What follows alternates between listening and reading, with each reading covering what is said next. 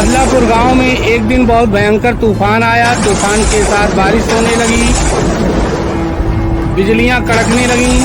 अचानक कहीं से सेजल के पैर के पास एक कागज का टुकड़ा आया। सेजल कागज के टुकड़े को उठा लेती है। अरे मेरे पैरों में क्या आकर बच गया। अरे कागज का टुकड़ा तो रंग बिरंगा है, इसमें तो जंगल बना हुआ है। जंगल में एक कच्चा रास्ता जा रहा है। जंगल के बाद पहाड़ बने हुए हैं, पहाड़ के बाद नदी, नदी के किनारे खंडहर जैसा क्या बना हुआ है। मेरे तो कुछ समझ में नहीं आ रहा है। चलो चलकर दीदी से पूछते हैं। ये क्या है? दीदी जब हवा तेजी से बही थी तो ये मेरे पैरों में आकर बच गया था। ये कागज का टुकड़ा रंग बिरंगा था तो मैंने इसे उठा लिया। अरे छोटी, ये तो किसी खजाने का नक्शा लगता है। मीना, सुंदर, एकता, जल्दी इधर आओ, देखो मेरे पास क्या है। अरे यार तुमने हम लोगों को क्यों बुलाया? देखो, ये लगता है पुराने समय में डाकू द्वारा लूटा गया खजानों का नक्शा है। कल सब सुबह हम सब खजाने की खोज के लिए निकल जाएंगे। मुझे तो डर लग रहा है। हम लोग छोटे छोटे, वो भी लड़कियाँ, किस प्रकार से खजाने को खोज पाएंगे? मेरे लिए तो ये बहुत आसान काम है। तुम लोग लड़की हो, मैं तुम्हारा डरना समझ सकता हूँ। अरे यार, तुम लोग क्या ये जेंडर स्टीरियोटाइप में पड़े हुए हो? हम लड़कियाँ लड़कों से कम थोड़ी है। ये जेंडर स्टीरियोटाइप क्या है? जेंडर स्टीरियोटाइप का मतलब होता है कि लड़कियाँ लड़कों की तरह काम नहीं कर सकती, उन्हें केवल घर का काम, चूल्हा चौका ही करना होता है। मेरी मम्मी तो मुझे खेलने जाने ही नहीं देती। क्या तुम्हारे पास लड़कों की तरह पैर नहीं है?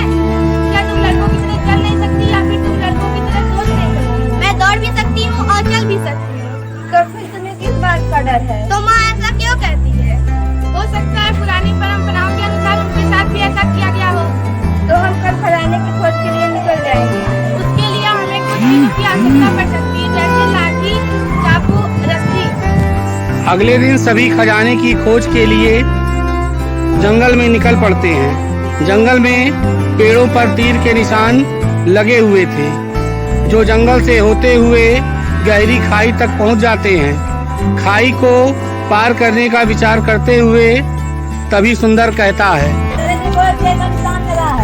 मतलब हमें आगे बढ़ना है।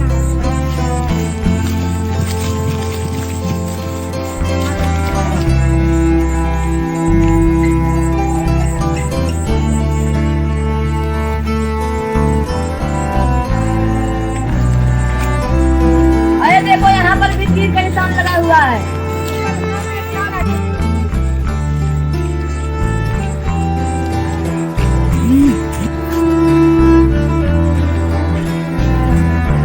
देखो, उल्टा तीर का निशान लगा हुआ है।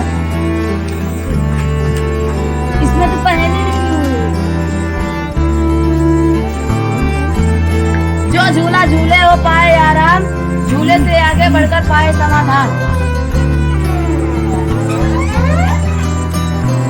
देखो, ये लता झूल रही है, इस लता को पकड़कर हम तुम्हारी खाई पार कर सकते हैं।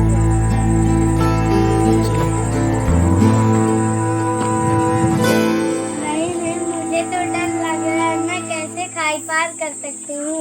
तुम खाई पार कर सकती हो, सेजल, इसे पकड़कर उधर चले जाओ झूल के।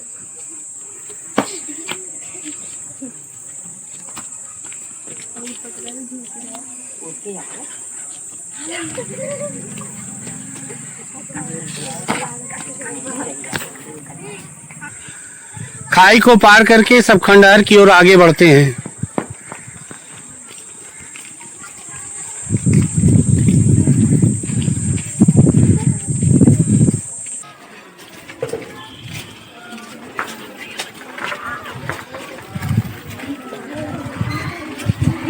ये सारे कमरे तो एक जैसे हैं।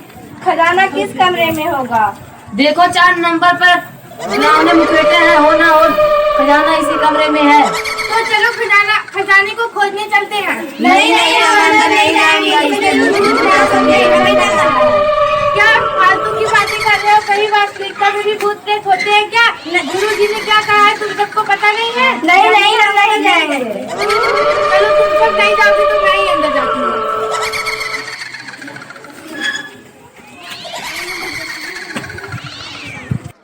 बिट्टू अंदर जाती है। कमरे के कोने में कुछ ऊंची सी चट्टान पर एक संदूक रखा था। बिट्टू उसे उठाकर बाहर लाती है।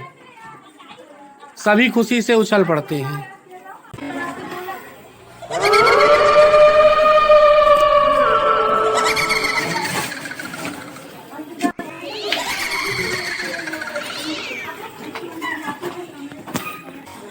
देखो देखो खजाना मिल गया, खजाना मिल गया। एकता के पिताजी अखबार पढ़ रहे थे, तभी वो एकता को बुलाते हैं। एकता, एकता इधर आओ। एकता देखो तुम्हारे अखबार में फोटो छपी है। अरे अरे बच्चियों ने तो कमाल ही कर दिया। एकता, तुमने और तुम्हारे दोस्तों ने ही कर दिखाया कि तुम लड़कों से कम नहीं हो। अब मैं तुम्हें लड़कों के समान खेलने की इजाजत देता हूँ। एकता, सभी प्रसन्न हो जाते हैं।